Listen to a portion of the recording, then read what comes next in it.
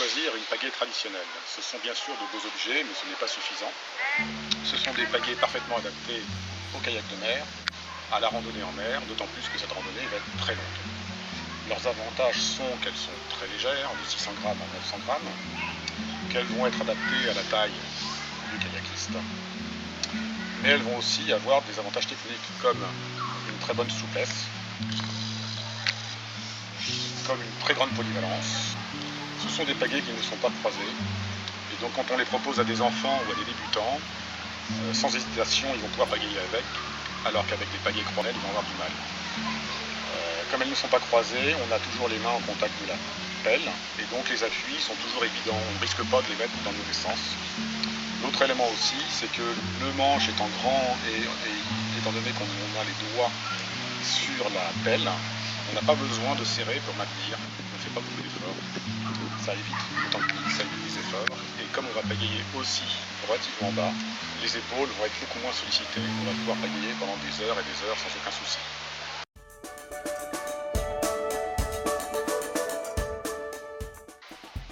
Leur mode de fabrication, les pagaies sont faites dans un seul tenant, dans un massif de rail cédar, qui est un bois américain très très léger, qui devient légèrement rouge, comme vous pouvez le constater. C'est un bois très léger mais un petit peu tendre. Et donc, sur l'âme, le plan de joint de la pale, j'insère donc une latte de PVC, qui est un plastique très dur, et qui va renforcer énormément la pale, notamment tous les chocs sur les cailloux, sur les bouts de bois, sur le bord du kayak. Et j'insère aussi donc une latte de PVC aussi en bout, qui est tenue par un champ de bois ici en chêne, et qui va permettre aussi donc d'avoir une très bonne résistance sur les cailloux au fond, et qui va aussi permettre d'avoir une très petite épaisseur au niveau de la pagaie. Ici ça fait à peine 3 mm, et donc la pagaie va bien plonger dans l'eau et va bien se mouvoir dans l'eau. C'est vraiment très important pour avoir un très bon rendement et un très bon passage dans l'eau.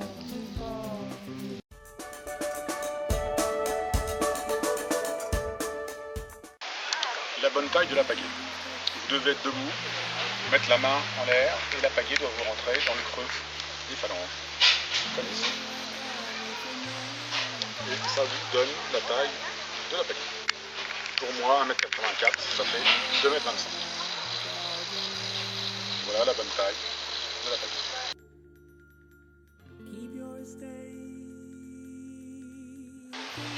Cette taille idéale doit être pondérée en fonction de votre gabarit. Si vous faites moins d'1m70, on ne prendra pas la taille, on prendra au-dessus de 2m5, 2m10 peut-être. Et ça dépendra aussi, par exemple, de votre force ou du type de navigation que vous avez. On va pondérer donc cette dimension idéale en fonction de votre bateau et de vos forces. Ça sera une discussion que l'on aura ensemble.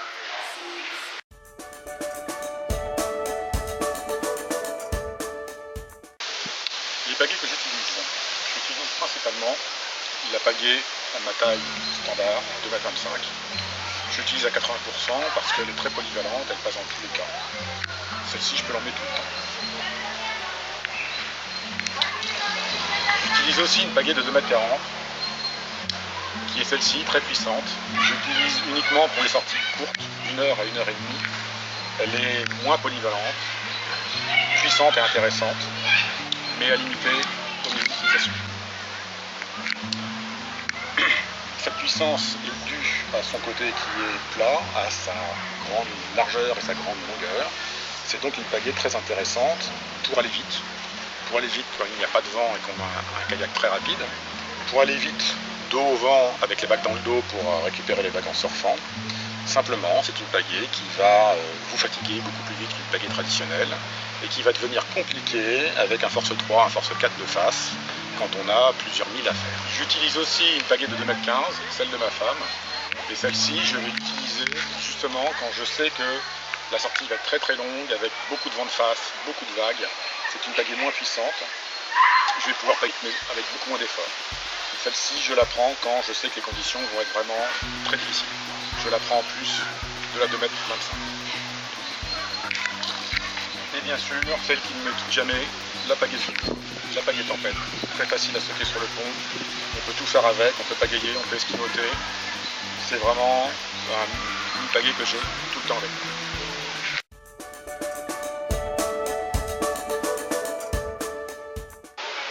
je prends toujours 3 pagaies avec moi. La pagaie tempête, la pagaie de la bonne taille, idéale, et en fonction du programme de la journée, soit une sortie courte ou très longue, très ventée ou très musclée, l'une des deux autres, soit la grande, soit la petite. Je compare ces différents types de pagaies aux différents plateaux que l'on peut avoir sur un vélo. J'ai 3 plateaux, le petit, le moyen et, suivant le cas, un très grand ou un autre un peu plus petit.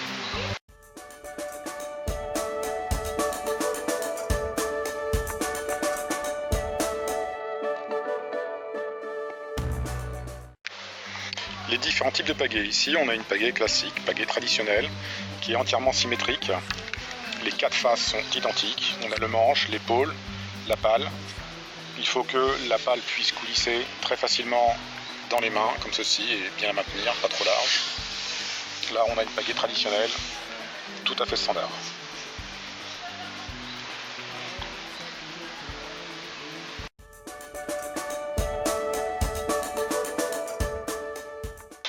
La pagaie à l'éoute est une pagaie très très grande, donc très puissante.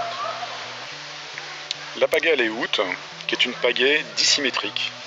Elle a un côté qui est bombé et creusé au niveau du manche et un côté qui est complètement plat derrière. C'est aussi une pagaie qui a une largeur de pale beaucoup plus grande. Elle n'est pas faite pour rentrer dans les mains, elle rentre assez difficilement, comme ceci là, j'ai du mal à la prendre. Mais c'est pas une pagaie qui est faite pour cela, c'est une pagaie qui est faite pour pagayer en puissance. On va avoir 2 faces différentes, soit je vais pagayer comme ceci avec le côté plat dans la paume et je vais avoir un très très fort rendement en pagayant sur ce côté plat, soit éventuellement je vais pouvoir l'inverser comme ceci et pagayer dans les vagues et pouvoir faire des appuis sur le côté plat.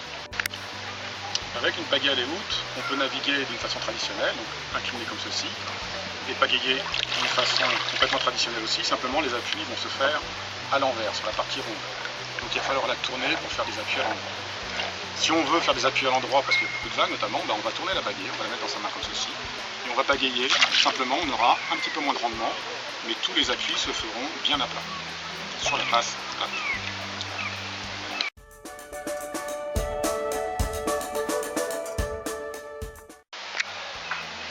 Une pagaie intermédiaire que j'ai créée qui s'appelle la Dynatrad, qui est une pagaie de forme traditionnelle. On a le manche, donc l'épaule, et la pale qui est relativement fine, qui rentre bien dans les mains. Mais par contre, on a 2 faces, peu comme sur une pagaie à l'éoute. On a un côté qui est très bombé, sans être creusé, mais très bombé, et l'autre côté qui est beaucoup plus plat. Donc on a un intrados et un extrados, avec une face plate et une face bombée, ce qui permet d'avoir 2 pagaies en une.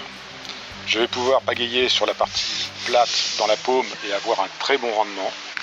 Et si je veux faire baisser le rendement de la pagaie, inverser et pagayer sur le côté rond. Et là, je vais perdre en rendement. Donc ça me permet d'avoir 2 pagaies en une. Et je vais aussi pouvoir pagayer d'une façon verticale et dynamique.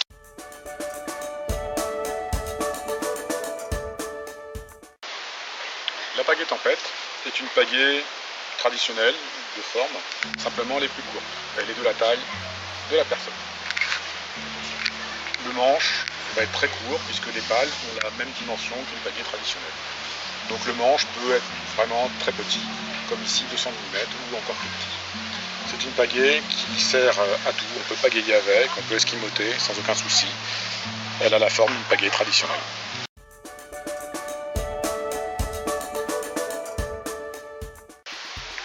La pagaie à l'éoute, qui est une pagaie dissymétrique.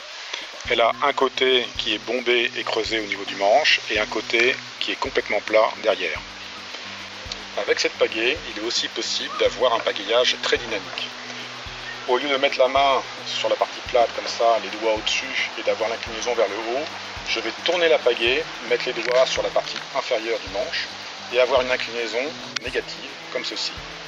Et ça va complètement changer l'angle donc de la pagaie dans l'eau et ça va permettre d'avoir un travail de la partie extérieure de la pagaie beaucoup plus important. En pagayage traditionnel, la pagaie se plante à l'horizontale au niveau du bateau et fait une circulaire, en fin de compte, symétrique. En pagayage dynamique, l'angle va être comme ceci. On va planter la pagaie d'une façon verticale au ras du kayak et la pagaie va décrire un arc de cercle qui va l'éloigner fortement du bateau. C'est cet arc de cercle qui va donner une propulsion supplémentaire à la bague.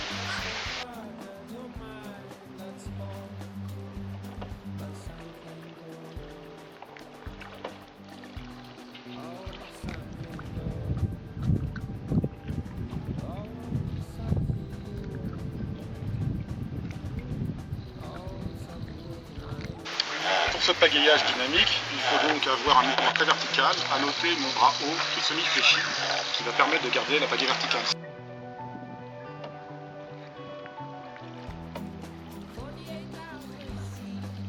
Donc avec une pagaie binatrale, on va aussi pouvoir pagayer d'une façon dynamique, exactement avec le même mouvement, vertical, devant, la rotation et la sortie de l'eau. Et là, avec son profil spécifique, donc qui est bombé d'un côté et plat de l'autre, on va vraiment ressentir une nette propulsion.